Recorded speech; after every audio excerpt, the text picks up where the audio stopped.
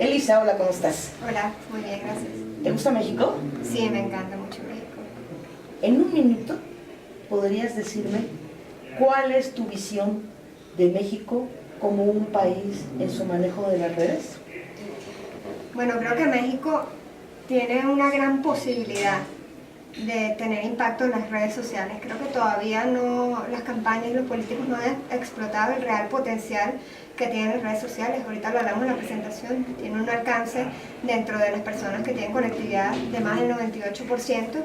Y creo que si bien había unos buenos acercamientos, todavía hay mucha tela para cortar y creo que deberían enfocarse un poquito más en desarrollar las campañas digitales para sus próximas contiendas electorales.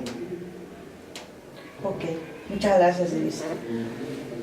Cuando hablas de la comunicación, cuando hablas del mensaje, manejas varios tonos, sí. manejas varias temperaturas, ¿no? Pero haces una alusión importante a dos de ellos, que creo yo, como lo vi, son tus consejos para poder llamar la atención. El humor y lo disruptivo. En México, el humor y lo disruptivo siempre está enfocado a tener mayor facilidad desde la oposición, ¿no? Pero cuando eres un candidato del gobierno que está en funciones, ¿cómo recomiendas o qué se tiene que hacer con este tipo de... cómo crear este tipo de contenidos? Bueno, viendo el humor no solo como un mecanismo de burla, por eso es tan fácil para la oposición, porque burlarse siendo oposición es muy fácil, sino como un vehículo para la crítica, ¿no? Entonces, si hay alguna crítica que el gobierno tenga que hacer a algún partido opositor, definitivamente podría usar un humor inteligente para hacerlo. Eso no quiere decir que hay que caricaturizar al contendiente o que hay que burlarse, sino que usemos las características propias que tiene el humor para hacer una crítica, ¿no? Lo que algunos llaman el humor negro, también puede ser que estemos más cerca de eso, de ese concepto de humor negro cuando hablamos de gobierno. Pero por ejemplo, si ustedes lo ven, hay gobiernos que lo realizan. El gobierno venezolano, en muchas ocasiones, incluso en los discursos oficiales, utiliza elementos del humor para burlarse de personas de la oposición. No burlarse, para hacer la crítica de lo que ellos realizan como mecanismos para cambiar de gobierno. Entonces yo sí creo que se puede utilizar. Evidentemente es mucho más fácil para la oposición, porque, bueno, no sé si lo saben, pero los caricaturistas, por ejemplo, los caricaturistas políticos dicen que ellos son siempre oposición al gobierno, porque obviamente es más fácil cuando estás criticando al gobierno burlarte. Pero sí creo que se podría hacer el intento de utilizar el humor para una crítica a un partido opositor o a una situación que le está dando mucho fastidio al gobierno, para aligerar las presiones. En nuestro país, en las redes, el personaje más buleado digitalmente es el presidente. Es un fenómeno, nunca se había visto. ¿Cuál es tu consejo? ¿Cómo manejar una situación de bullying digital tan intensa en contra de tu presidente y que genera además una profunda crisis de respeto o de pertenencia a la institución presidencial? Por supuesto. Lo primero que yo recomendaría es ver la razón del bullying, cuáles fueron las causas que llevaron a que las personas empezaran a considerar hacer esas críticas a través de las redes sociales, si son cuestiones fundadas o no, si son parte de una campaña negativa o no de otros actores o de otro partido, y en función de eso tratar de atacar el problema desde la raíz. Y sin duda alguna, siempre hay oportunidades de mejorar las comunicaciones digitales, también del gobierno y del presidente, y evidentemente crisis como las que están viviendo ahorita ustedes, que no es una crisis de redes sociales, la de los estudiantes, pero que se refleja en redes sociales, no ayuda ni a ni a ningún gobierno a mejorar su desempeño en las redes sociales. ¿Cómo usar los dos géneros más atrayentes de las redes sociales, que son los contenidos de humor o los disruptivos, cuando eres el gobierno en función? Mira, de disruptivo hay un ejemplo muy interesante que pasó hace algunos meses en Ecuador, que el gobierno sacó incluso en cadena nacional, fue muy polémico, un video que no era institucional sino más bien ideológico, en donde de una manera muy disruptiva y distinta, presentaban a una mujer en una azotea rodeada de hombres que la estaban como bulleando.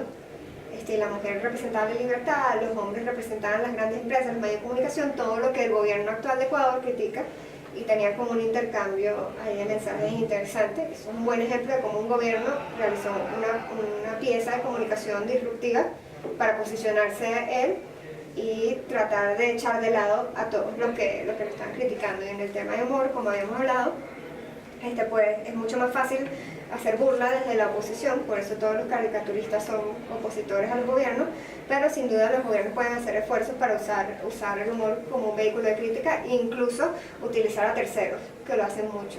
No, quizás no va a ser directamente el presidente de la República o los canales institucionales los que saquen una pieza de humor haciendo una crítica al partido opositor, pero sí buscan a terceros que hagan la crítica y es sponsoreada por ellos.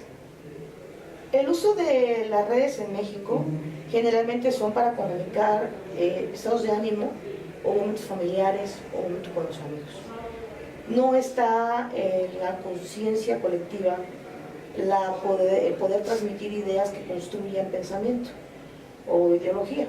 La oposición, me refiero a la izquierda, ha trabajado mucho en esa construcción ideológica por caminos mucho más violentos que la parte democrática. Los jóvenes, ¿cómo te comunicas con una serie de... con qué contenidos te comunicas con jóvenes que están entre sumarse a esa violencia digital o cómo los atraes a que construyan de otra forma? Tú tienes que darle una opción. Lo primero es presentarles opciones. Si la única opción que está en las redes sociales es la violenta, pues ni siquiera van a tener que considerar otra cosa, ¿no? Entonces lo primero es darle opciones para considerar. Y lo segundo era lo que conversábamos de saber cómo usar las redes sociales, porque no es el uso que tú le quieras dar como candidato o como gobierno, que tienes que aceptar y adaptarte al uso que le dan las personas. Y en función de eso generar contenidos que esas personas que ya están ahí compartiendo sus fotos familiares, sus estados de ánimo, su situación laboral, amorosa y de amistad, quieran leer y quieran compartir. Evidentemente no es un camino fácil. Yo siento que se ha avanzado muchísimo en Latinoamérica. Mucha gente, en todas las estadísticas sale que, por ejemplo, en Facebook y en Twitter, muchas personas entran a consumir noticias ahí, que de hecho han dejado de lado los portales de noticias digitales y entran directamente a Facebook y a Twitter para buscar las noticias, o sobre todo a Twitter para ver qué es lo que está sucediendo en el momento. Y en ese sentido sí creo que hay la intención de las personas de utilizar las redes para algo más que sus cuestiones personales, y que si no somos invasivos y no tratamos de cambiarles el uso de las redes sociales, podemos llevar nuestros mensajes con contenidos originales a esos jóvenes, sobre todo esos jóvenes que están ahí esperando por las opciones y abiertos a las posibilidades. México comparte con Latinoamérica un gusto muy especial por los culebrones. Las novelas, las telenovelas son una cosa fantástica, sí, que une muchas cosas, ¿no? El uso de este género para ti abre posibilidades en la forma de comunicarte con las redes sociales. Sí, de hecho lo hemos usado en varias campañas nosotros.